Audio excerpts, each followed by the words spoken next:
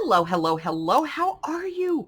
Welcome to Beema's Crafty Corner. I am Beema, better known as Els, and today I have a project for us, and this is not it.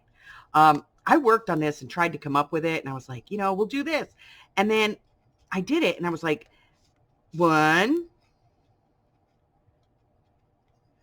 2, 3, 4, and I was like, it's just too hard. You can't get anything into it. So I remade it. And what I was looking to do was make something that you could make ahead and put in your stash and be able to pull it out when you wanted to use it. And so I came up with this one. 1, 2, 3, 4, 5. Much better. Same concept, totally different build, but I'm going to show you how to do this and not this. Okay? I'm going to get out some supplies. I will be right back. Alrighty. We're going to go ahead and we're going to build this. So I'm going to just give you the numbers right up front. You need a piece of scrap paper that is about 4 inches by like 2 inches, give or take. 3 coin envelopes, the small ones. A paper trimmer, some glue, a circle punch to make your finger notches or whatever you use, ink and a dauber if you're going to ink and daub, okay? So let's move this over real quick because the first thing we're going to be doing here is just closing our envelopes. So a little bit of glue. We're just going to close the flaps on all of these. And I'm not going to give you exact measurements here because your coin envelopes may be a different size than mine. When you fold them, you might fold them at a different size. There's so many different variations here. So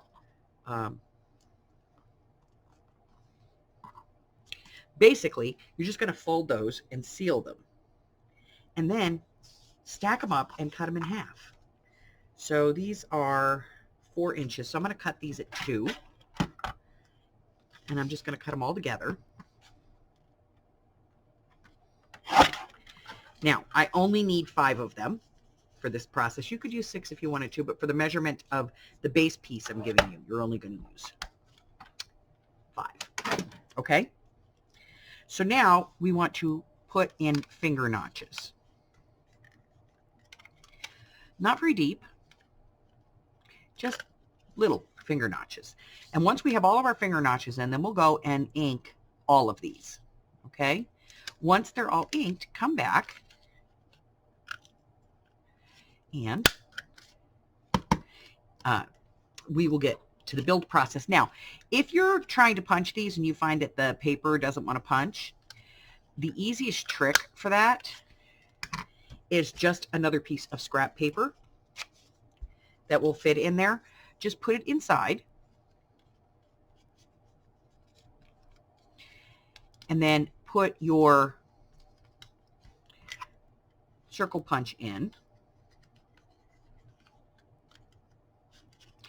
so that that paper is there, and punch it out, and then just take that piece of paper out, flip it over. You can use the other side, but it does help sometimes when you're using a thinner paper to use a backing paper in order to punch your circle. Okay? Now these are not exactly straight, and I don't care. All right, go ink everything, and well, you don't have to ink the base, but ink all your pockets, and then come back. I'll see you in a minute. All right, so now assembly is backwards. We have to go, in order to leave all the pockets up, we have to go from the top to the bottom. Okay? So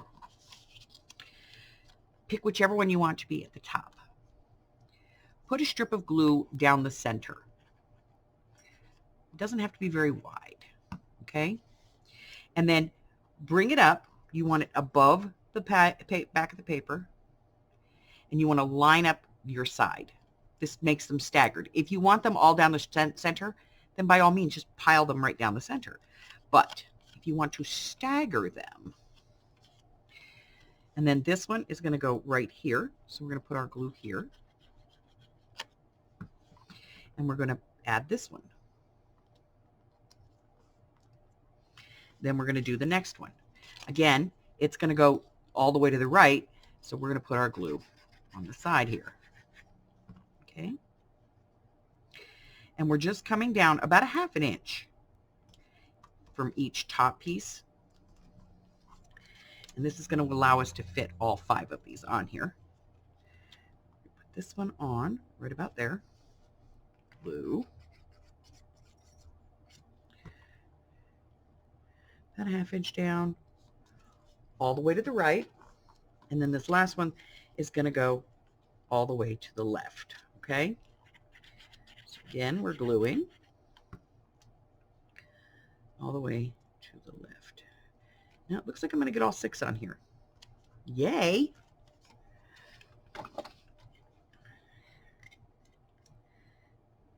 And that, of course, just depends on your placement. I went a little close. I could just chop that off if I want to.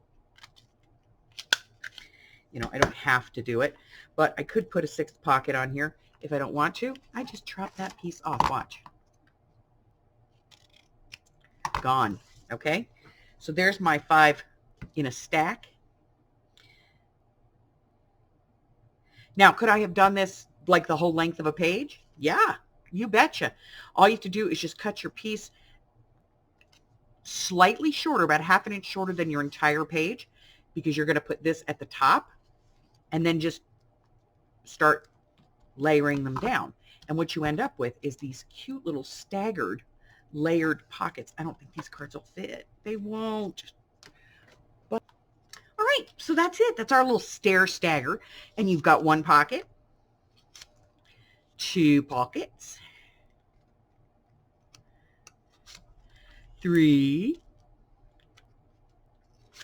4, 5, and realistically as many pockets as you want. Okay. But this is a great make ahead, because you could make these in advance and put them in your stash and just pull it out when you're ready. And the only piece that you really need to decorate here, because you're going to have your tags or cards are going to be decorated in the pockets, is just this one part on the front. So very, very simple, very, very easy to do. And a great like make ahead to put into your stash and just keep there until you need it. Okay. I know sometimes when you're building a journal, making all of the little itty bitty pieces is what slows you down. It is what takes away from what you have envisioned. You're like, I really want to use that step pocket, but I don't want to stop right now and have to bring everything out to make it. So if you have this in your stash, you can just pull it out and make it. So this is a make ahead. It's not any specific theme or decor. It is just a naked stepped pocket. That's it, guys. That's all I have for you. Until I see you again, stay well, stay hydrated, and depending upon Mother Nature's mood, you know, stay warm or cold. Until the next time, I love you guys. Bye-bye.